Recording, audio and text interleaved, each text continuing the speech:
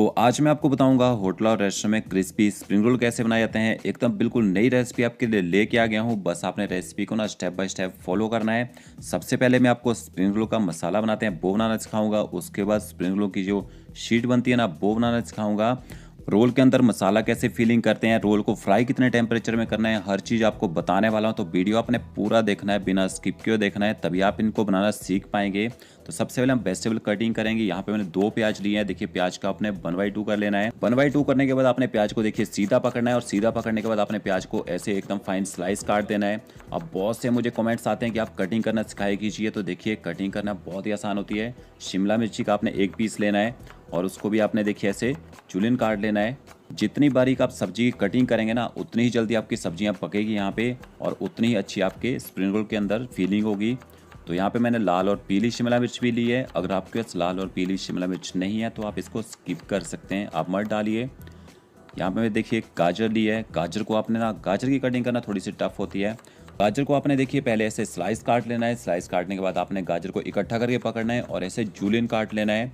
और एक बात, कटिंग करने से पहले नाइफ को अच्छे से शार्प कर लें, अच्छे से तेज कर लें, तभी कटिंग अच्छी होती है। तो ये देखिए गाजर भी ऐसे काट लिया। यहाँ पे मैंने पत्ता गोभी होती है ना, पत्ता गोभी का आधा फूल लिया मैंने। तो इसके अंदर जो एक मोटा सा डंठल होता है इसको आपने निकाल देना है, इसका यूज़ नहीं करना है। पत्ता गोभी के आधे फूल को आपने 1/2 कर लेना है। 1/2 करने के बाद इसके अंदर से थोड़ी सी पत्ता गोभी निकाल दीजिए। ऐसा हम तो करते हैं ताकि ये अच्छे से सेट हो जाए। देखिए फिर आप पत्ता गोभी को काटेंगे ना तो आपकी पत्ता गोभी की कटिंग बहुत ही आराम से होगी और आपका पत्ता गोभी का जो फूल है वो हिलेगा भी नहीं। तो इस तरह से देखिए आपने पत्ता गोभी को भी काट लेना है। अब यहाँ पे मैंने लेमन ग्रास लिया है। लेमन ग्रास आपके पास है तो डालिए, नहीं है तो आप इसको स्किप कर सकते हैं, बट बहुत ही ज़बरदस्त फ्लेवर आता है। आप एक बार थोड़ा सा लेमन ग्रास डाल के देखिए अपने स्प्रिंग रोल के अंदर। लेमन ग्रास के पत्तों का यूज़ नहीं करना है, जो डंठल होते हैं ना इनका ही यूज़ करना है। तो हैमर की सहायता से आपने इसको सॉफ्ट कर लेना है क्योंकि हार्ड बहुत होता है। हैमर नहीं है आपके पास, कोई भी भारी चीज़ ले लीजिए, उससे आपने इनको सॉफ्ट कर लेना है। फिर इसकी कटिंग कीजिएगा, तभी इसकी कटिंग हो पाती है। अगर आप इसको ना हैमर की सहायता से सॉफ्ट नहीं करेंगे तो इसको कटिंग करने में बहुत ही ज़्यादा दिक्कत होती है। कि देखिए एकदम फाइन चॉप कर देना आपने, इसको बिल्कुल बारीक काट दीजिए। अगर आप इसको मोटा मोटा काटेंगे ना तो ये गलता नहीं है जल्दी। तो सारी वेजिटेबल की कटिंग यहाँ पे हो चुकी है। अब मसाला बना लेते हैं। एक चाइनीज़ बोक लेंगे और उसके अंदर ऑयल डालेंगे। जैसे ऑयल थोड़ा गर्म हो जाए तो इसमें डालना है बारीक कटा हुआ लहसुन। 2 छोटे चम्मच यहाँ पे मैंने भर के बारीक कटा हुआ लहसुन डाला है और 1 छोटा चम्मच इसमें बारीक कटा हुआ अदरक डाला है। अब गैस की फ्लेम हाई करेंगे और हाई फ्लेम में आपने अदरक और लहसुन को थोड़ा सा पका लेना है, ज़्यादा गोल्डन ब्राउन नहीं करना है। तो ये देखिए इस टाइम तक आपने अदरक और लहसुन को पकाना है। फिर इसके अंदर आपने लेमन ग्रास डाल देना है और लेमन ग्रास को भी आपने थोड़े टाइम तक पका लेना है। लेमन ग्रास को पहले पकाने से ना इसका जो फ्लेवर है वो एक्टिवेट हो जाता है, बहुत ही अच्छी खुशबू आती है लेमन ग्रास की। फिर इसमें देखिए स्लाइस कटा हुआ प्याज डाल देना है और जो हमने जूलियन शिमला मिर्ची काट के रखी थी वो भी डाल देनी है साथ में ही। और हाई फ्लेम में आपने शिमला मिर्ची और प्याज को कम से कम 30 से 40 सेकंड तक पका लेना है। और गैस की फ्लेम आपने हाई रखनी है ताकि वेजिटेबल के अंदर से जो पानी निकले ना, जो मॉइस्चर निकले, वो जल्दी ख़त्म हो जाए। वैसे भी चाइनीज़ कुकिंग हाई फ्लेम में ही की जाती है, उससे वेजिटेबल में जो क्रंच है वो बना रहता है। फिर इसके अंदर डालेंगे चिल्ली पेस्ट या सीजवाइन सॉस है तो सीजवाइन सॉस डाल दीजिए और इसको भी अच्छे से मिक्स कर लेंगे प्याज और शिमला मिर्ची के साथ। अगर आपको भी सीजवाइन सॉस बनाने नहीं आती तो उसका लिंक मैं आपको एंड स्क्रीन में दे दूंगा, उससे चाइनीज़ खाने में बहुत ही बढ़िया टेस्ट आता है। तो देखिए सीजवाइन सॉस को भी मैंने यहाँ पे अच्छे से मिक्स कर लिया है। फिर इसके अंदर पत्ता गोभी और गाजर डाल देनी है। पत्ता गोभी और गाजर डालने के साथ में आपने इसमें 1 छोटा चम्मच नमक डाल देना है और गैस की फ्लेम आपने हाई करनी है और हाई फ्लेम में इन सब्जियों को भी थोड़ा सा पका लेना है। सब्जियों को आपने तब तक पकाना है जब तक सब्जियां थोड़ी सॉफ्ट ना हो जाएं। सब्जियां थोड़ी सॉफ्ट रहेंगी ना तभी रोल के अंदर अच्छे से इनकी फीलिंग हो पाएगी, अच्छी स्टफिंग हो पाएगी। तो हाई फ्लेम में देखिए मैं सब्जियों को यहाँ पे टॉस कर रहा हूँ। लो फ्लेम में सब्जियों को पकाएंगे तो सब्जियां ज़्यादा पानी छोड़ देती हैं और उससे उनका मॉइस्चर जल्दी ख़त्म नहीं होता है। और हाई फ्लेम में कुकिंग करेंगे ना तो सब्जियां जल्दी सॉफ्ट हो जाती हैं और इनके अंदर जो पानी होता है ना वो भी इनके अंदर ही सोख हो जाता है। तो देखिए सब्जियां अच्छे से पक चुकी हैं। अब इसमें 1 छोटा चम्मच सोया सॉस डालेंगे, डार्क सोया सॉस। 1 छोटा चम्मच मैंने भर के एरोमेट पाउडर डाला है। 1 छोटा चम्मच इसमें विनेगर डालेंगे और इनको भी सब्जियों के साथ अच्छे से मिक्स कर लेंगे। तो आप देख सकते हैं हमारी जो वेजिटेबल हैं वो अच्छे से सॉफ्ट हो चुकी हैं।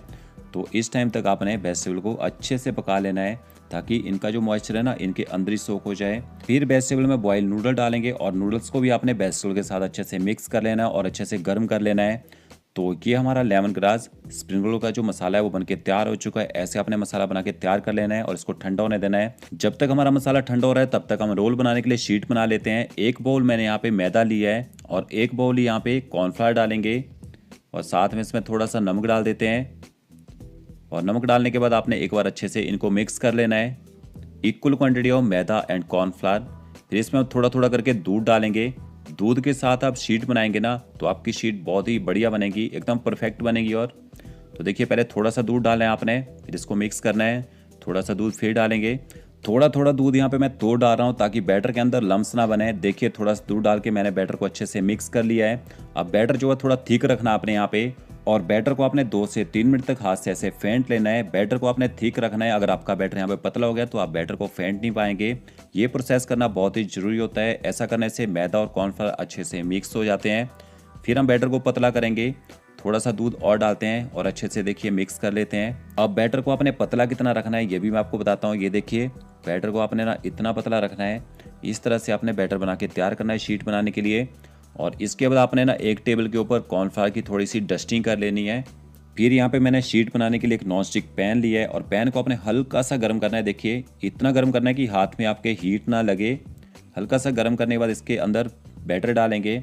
तो एक लैडर की सहायता से आपने बैटर डालना है और बिल्कुल आराम से आपने बैटर को एक साइड को ले जाना है। और जो बैटर बच जाएगा ना उसको आपने निकाल देना है।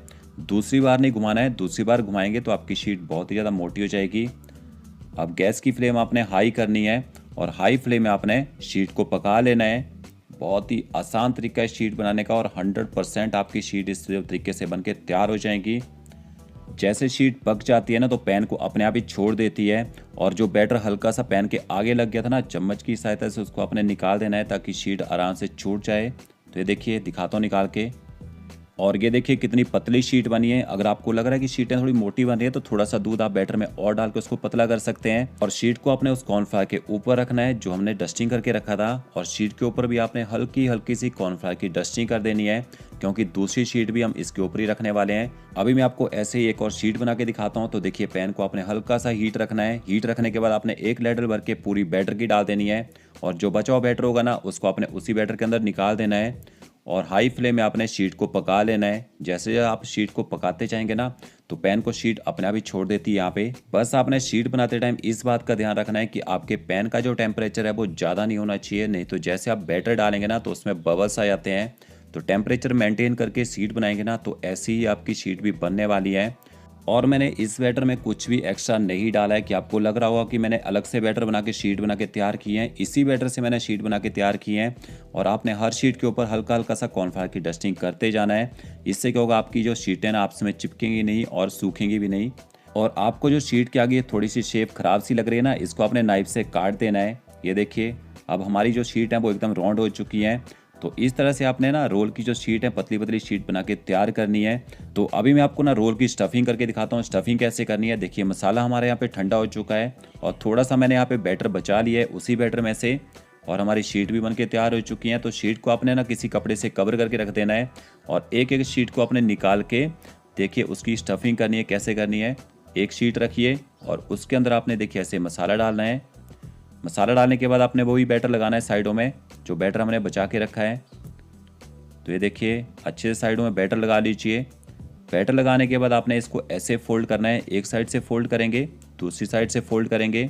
एकदम टाइट करके आपने रोल कर देना है। देखिए एकदम टाइट करके रोल करेंगे तो आपके स्प्रिंग रोल जो है ना वो अच्छे क्रिस्पी बनेंगे। और हल्का हल्का सा आपने बैटर अच्छे से आगे लगा देना है। बैटर हम तो लगाते हैं ताकि जो शीट है ना वो ऑयल के अंदर फ्राई करते टाइम खुले ना, स्टफिंग खुले ना।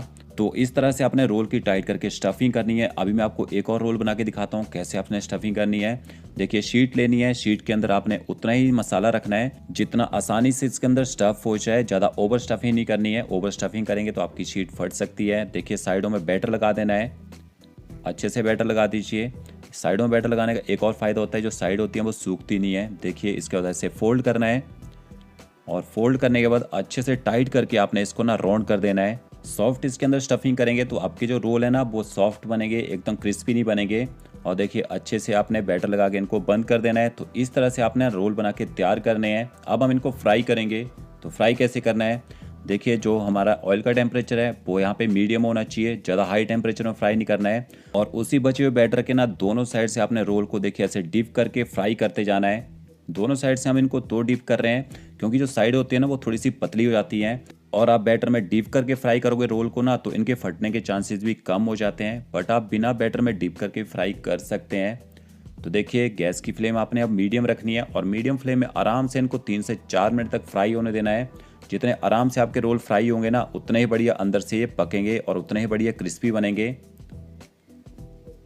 तो ये देखिए हाफ डन हमारे रोल हो चुके हैं। अब इनको थोड़ी देर के लिए ना बाहर रख देते हैं। किसी भी फ्राई चीज़ को ज़्यादा क्रिस्पी बनाना हो ना तो उसको कम से कम 1 मिनट के लिए आपने बाहर रख देना है और फिर से उसको फ्राई करना है। ऐसा करने से वो चीज़ बहुत ही ज़्यादा क्रिस्पी बनती है। तो ये देखिए फिर से मैं इनको मीडियम फ्लेम में फ्राई कर रहा हूँ। अब यहाँ पे आपने गैस की फ्लेम बढ़ा देनी है ताकि इनके ऊपर अच्छा कलर आ जाए। तो ये हमारे lemon grass noodle spring roll जो है वो बन के तैयार हो चुके हैं। आप चाहें तो इनको हाफ डन करके भी रख सकते हैं, हाफ डन करके रख लीजिए। जब भी आपने इनको खाना हो तो ऑयल में फ्राई कीजिए और गर्मा गर्म आप इनको खा सकते हैं। तो ये कलर आने तक आपने इनको फ्राई करना है। तो वीडियो अच्छा लगेगा तो लाइक शेयर कमेंट जरूर करें। Okay friends, thank you.